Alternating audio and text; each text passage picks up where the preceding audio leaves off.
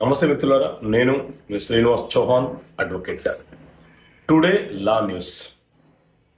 ఈరోజు ఒకే యాక్ట్కి సంబంధించి రెండు పనిష్మెంట్లు చాలా విభిన్నంగా ఉన్నాయి. ఒక కేసు ఏంటి అంటే, బాలికను వేధించిన ఆటో డ్రైవర్కు 2 ఏళ్ల జైలు శిక్ష విధిస్తూ రంగారెడ్డి జిల్లా పోక్సో కోర్టు తీర్పునివ్వడం జరిగింది. సేమ్ అలాగే బాలికపై అత్యాచారం నిందితుడికి 20 ఏళ్ల కఠిన కారాగార శిక్ష విధిస్తూ రాజేంద్రనగర్ ఫాస్ట్ ట్రాక్ కోర్టు తీర్పునివ్వడం జరిగింది. సో మిత్రులారా, ఈ రెండు కేసులు కూడా పోక్సో యాక్ట్ కిందికి పరిగణనలోకి తీసుకోబడతాయి. పోక్సో యాక్ట్ అంటే protection of children from sexual offences.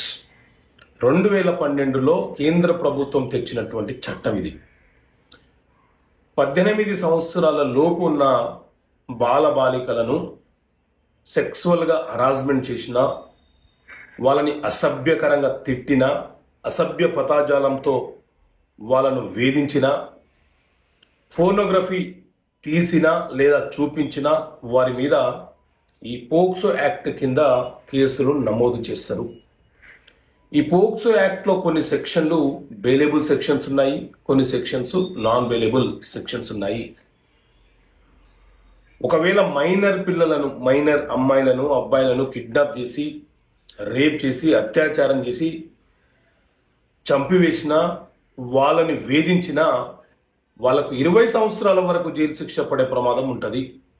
చాలా కఠినమైనటువంటి చట్టం ఇది. మర్డర్ కేస్ కంటే కూడా తీవ్రమైనటువంటి చట్టం ఇది.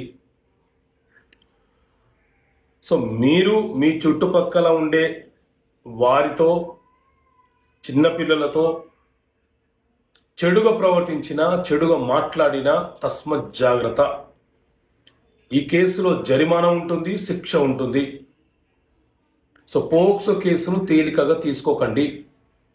ఫాస్ట్ ట్రాక్ కోర్టుతో సత్వరంగా విచారణ జరిపించి శిక్షలు విధించే కార్యక్రమం నడుస్తుంది. ఎందుకంటే బాలల హక్కులను సంరక్షణ చేయడము, అక్యూజ్డ్ ఎవరైతే నేరస్తులు చేశారో వాళ్లకు శిక్ష పడడం ముఖ్యము. సో ఇలాంటి క్రిమినల్ చట్టాలు మన దేశంలో కఠినంగా అమలు చేయాలి.